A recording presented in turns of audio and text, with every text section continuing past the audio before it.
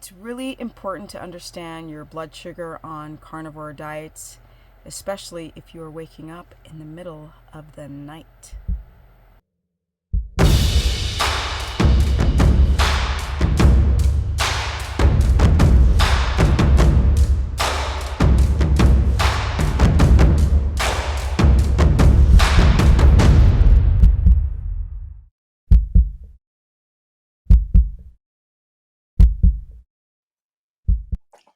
Welcome, everyone. Welcome to my very humble channel where I have been doing fencing on 10 acres for a month, and my hands are cut and split. But hey, I'm really happy to be here. So there's nothing glamorous going on here in my du jour camper. Let's get into it. Blood sugar on carnivore diets, and let's just make it keto as well, because they're the same. The only difference is that one, you're eating plants and one, you're not. But the whole point is to drive ketosis, to be fat adapted when you're doing carnivore. Now, people still think they're eating a bunch of fat. I ate a bunch of ribeyes and ground beef. I'm like, nah, your protein's too high. And then therefore you cannot get into ketosis if you're eating 12 ounces, 16 ounces of ribeye in one meal, because your body has to break down all that food. And to access the fat, you have to get to the protein, and all of that protein will cancel out the ketone viability. And so therefore, in the beginning, people might lose some inflammation because they're eating the standard American diet, just like veganism. People cut out that's the dog chomping, by the way. Yes. When you cut out the carbohydrates and the processed foods, it's just like veganism. You feel great. That's why people feel great on veganism at first. But then over time, the problems of electrolyte imbalances, high uric acid, urea, purines, low kidney function, thyroid, chronic fatigue, all these things creep back in that a lot of people, constipation, loose stool, gallbladder issues that people don't talk about because, well, they're unpopular. And somehow people get into diets and they hype the crap out of them. And then everyone else who's finding out about the diet, they're on the hype of it. They don't ever get the like bare bones roots of when you change your lifestyle, when you're, well, people really just change their diet. They're like, it's a lifestyle. I'm like, if it's a lifestyle, then you need to like almost go off grid. It's very important to understand your blood glucose levels, especially if you're doing something where you're dropping out carbohydrates. If you grow up on carbs, your body kind of knows what to do with them. Not everyone, because some people have severe insulin resistance, diabetes, or hypoglycemia or hyperglycemia, which is basically insulin resistance. But most people who are not in extreme in those realms, their bodies get used to carbs, right? You eat carbs, you eat bread, pasta, potatoes, sugar, sweets, ice cream, crackers, whatever. Meat or sugar and bacon. And then you cut everything out. Everything, wine, the fruit, and you're not producing ketones that can be used. You make the ketones, but you're not using them. So sometimes you feel like, oh my God, I'm in ketosis, I have energy. And then other times you feel like dragging. But I would say that in the very beginning, people feel okay. When people do carnivore, they immediately feel better because literally they're cutting out the plants.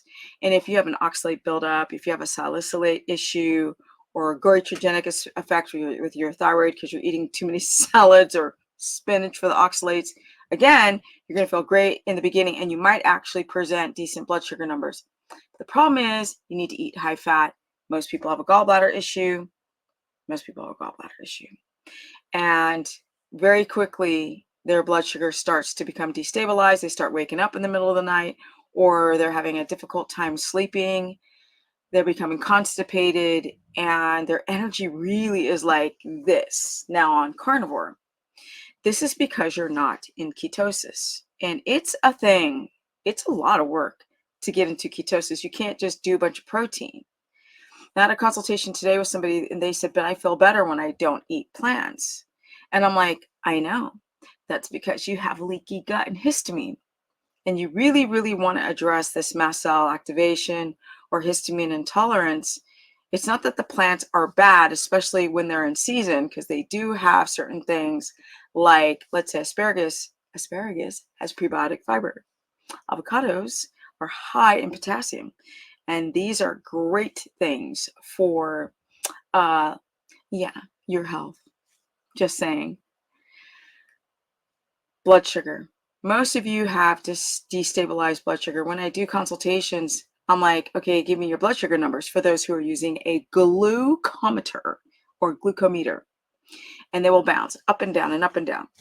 So again, this is my notes on people, and I've done, I don't know how many notebooks now, but it's hundreds of notebooks. And it's very interesting. I like to write, right? That's my iPad. That's my iPad is writing, and I'm sitting there and I look back at old notes, and you can really start to see a red thread through people. Like, most people don't sleep well. Even if you are unconscious, you're not sleeping deep enough. That's why people are still on coffee. They think it's because they like the taste and routine, but the cells are dictating the routine, right? The cells, the generation of sister cells and daughter cells are telling the brain, hey, I'm tired, crave coffee, crave the routine of it, but think that you don't need it. Now, blood sugar should be blood sugar should be between a 75 and an 83 milligrams per deciliter, or a 3 point, I believe it's a 3 point, no, it's not a 3 point, it's a 4 point, hello, because I'm doing millimoles, I gotta like translate in my head. It's about a 4.4 or 4.3 to a 4.5 in millimoles, and that's really pushing the limit with your blood sugar. And I'm not even talking about the A1C, your hemoglobin A1C. Your blood sugar really needs to be in that zone, but it can't be in that zone. The client today, her blood sugar was in the 70s, but it was hypoglycemia because the ketones are too low. Ketones need to be between a 1.8 and a 3.0 with energy all day. And if you don't have energy, you can make the ketones and then pee them out. It's really, really a clusterfuck of a mess that the body doesn't want to just cooperate. I know. So I want to show you guys a video. The only thing I don't like is the person talking about you need a bunch of protein. The principle, the basic fundamental concept of what this person's saying is amazing, but she's young. She hasn't tied enough information together, but her basic context of information is amazing. So let's take a look at it. Episode 1 of things that are common but not normal. Waking up in the middle of the night between like 2, 3, 4 a.m., like on a consistent schedule. Common, not normal. Okay, so, but she's not saying what's not normal. And of course, this is part 1 in a 1-minute video. The reason why it's common is because a lot of people are fasting, skipping meals, drinking coffee, stressing, eating foods that spike their blood sugar, like too much protein on a carnivore diet. Yes, protein can convert back into glucose. It doesn't restore glycogen, so you've just got this high blood sugar. And if you have insulin resistance, the body will treat that protein like a candy bar. So you wake up because your blood sugar gets too low, and it gets high to low to high to low, and it's just bouncing like a ball. And that's what wakes you up, because your body doesn't want you to go into coma. It's like regulatory systems. This is the problem. It is hypoglycemia in the middle of the night.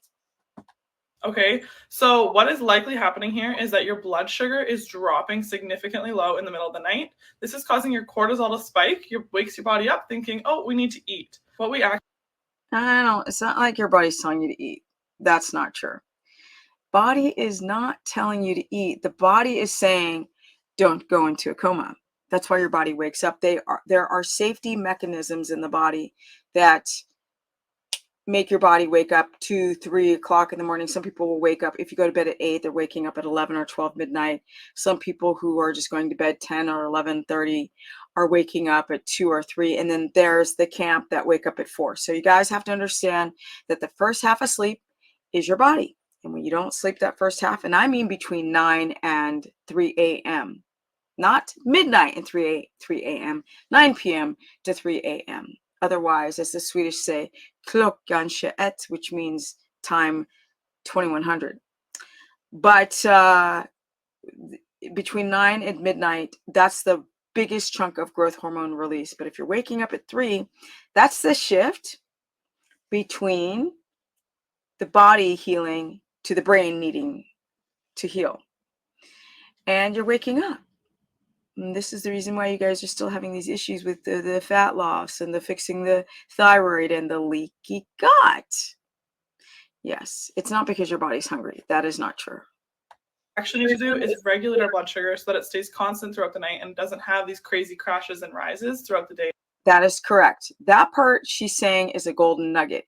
It's about balancing your blood sugar, so don't fast and don't eat too much protein because that will spike your blood sugar and then it will drop your blood sugar. And if you're coming from damage, which 99.9% of people have a difficulty regulating their blood sugar and their gut, most people, consultation after consultation after over the years, these are the two major problems. In the evening. Okay, so the best way to do this is number one, set yourself up for success in the morning by eating a big breakfast with lots of protein and healthy.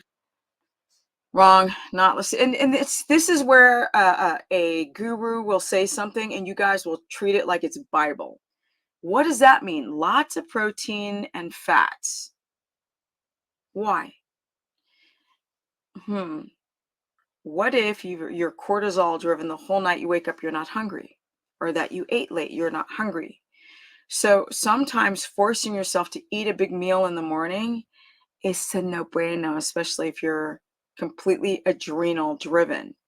So I recommend for those who are adrenal driven, cortisol crazy, cortisol cuckoo, go and have a moderate to low amount of a starter breakfast, especially if you wake up very early, and split that biatch in half. Have the same thing 3 hours later. For example, 1 egg and 2 yolks, or 2 strips of bacon and 3 yolks, or 2 to 3 ounces of liver or ground beef with a tablespoon, 2 tablespoons to 3 tablespoons if you split that breakfast in half, right? That's for people who wake up who are not hungry. Do not go gobble down a bunch of protein, because a lot of you people doing carnivore are listening to gurus tell you to do that, and you're fracked up. Fats. Another quick tip that you can try is actually having like a tablespoon or 2. No, she's not explaining olive oil. Do not have olive oil. Only use olive oil if your gallbladder is so tight or sludged or stoned up. Otherwise, don't have an oil that oxidizes, because you all know that you're not getting this expensive $40 a bottle for a 12-ounce bottle of olive oil. You all getting that like, Trader Joe's, Whole Foods. What's the market in England called? I even forget the markets in Sweden. What's wrong with me? Blah, blah. Anywho, and Holland, because I lived in Amsterdam in the Sumatra Strat area, Sumatra, but I digress. Animal fat is better if you have a functioning gallbladder. And if you don't have a histamine reaction to egg yolks, that's even better. And if you can tolerate ground turkey, that's even better because of the tryptophan effect. Ground meat, do not eat steak right before you go to bed or in the middle of the night because you have hypoglycemia. It's better to do something that's ground up, like a fish or a ground meat or an egg yolk. And I mean a very small amount, like 30 grams.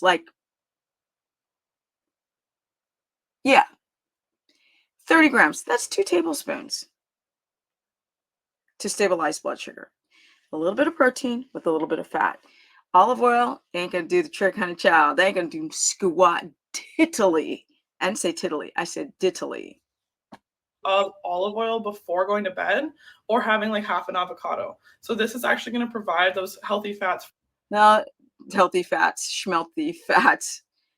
Butter, lamb, tallow are healthier fats than oxidizing olive oil that's got canola oil mixed in. Just saying.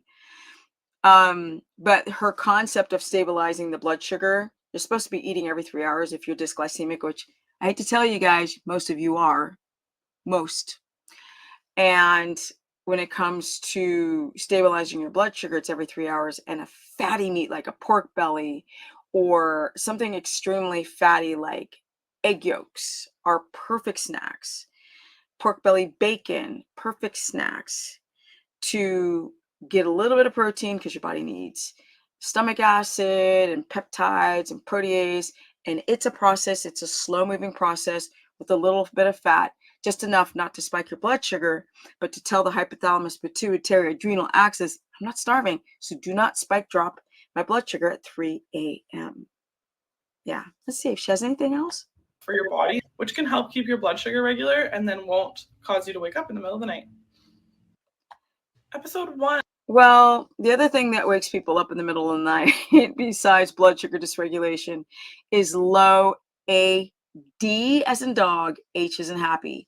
That's called antidiuretic hormone. This is a hormone that blocks the sensation, blocks the sensation of urination. And if you don't produce enough ADH, you got to pee all the time. And when you're doing a keto and carnivore diet where you pee more often than carb diet, yes, you do. You pee twice as much. You're going to wake up to pee all the time. So stop drinking water 40 to 45 minutes before you go to bed, but don't do like the 4-hour thing, especially when you're just constantly dehydrated. On a carnivore diet, not smart idea. It's about 40 to 45 minutes. And then with your blood sugar, eating every 3 hours really is how to stop your body from waking up because of hypoglycemia. Breathing techniques, low light, some copper.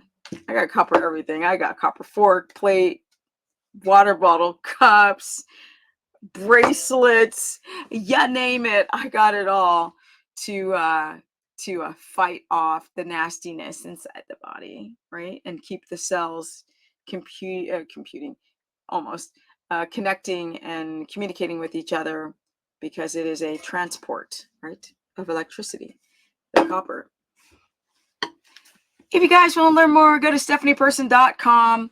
The signups for the challenge are not ready yet, so please stop asking where do I sign up.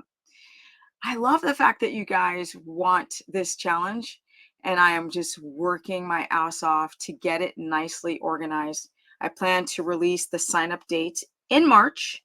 I don't know the date yet, but I will choose a date. I'm almost done. I also am working with my tech guy, my website guy. So there's a lot more than just the content. I'm redoing all my meal plans. Everything will be on my site. My course because I cover all 3 diets. Keto, omnivore, carnivore, and low carb, high fat will all be going onto my site. The challenge will be going on my site. It will not be through a social media app. It'll be on my website at stephanieperson.com. And if you need a consultation, I'm your girl. I've done this for a very long time. I know I get a lot of new people following me from my shorts that are freaking out because I'm saying very explosive things without context. So look at the long form video, guys. That's where I really break down why you need to keep your blood sugar stable to keto adapt. If the blood sugar is not stable, the ketones will not be stable. They will be not viable, and you will have hypoglycemia. And then that'll annoy all the flare-ups in your body. If you have physiological insulin resistance from your blood sugar being destabilized, your candida will go out of control, your gut will not seal up, your sleep will suck, you won't gain, you won't get the gains. It just is. You won't be able to release the growth hormone if you can't sleep deep enough. So there are some tricks and tips to eat every couple of hours. Make sure that the food that you are eating is not inflammatory. It is not pro-inflammatory. Pay attention. Take a journal. Take progress notes. Because when I have my consultations, I ask everything. I mean, we break it down. We go back to the womb. People often don't know what they ate 3 days ago. They're very like, and that's that. I got some energy and I'm excited. I'm excited. There's a lot next to me. It's 10 acres. And I never see this old dude who owns it. And I saw him the other day and I asked him, would you sell? a little bit of your acreage? And he said, yes. I'm so excited. I need to expand just a wee bit. I don't need a lot of land. With all these animals, I need just a little bit more than 10, like 12. That'd be perfect. And I'm out.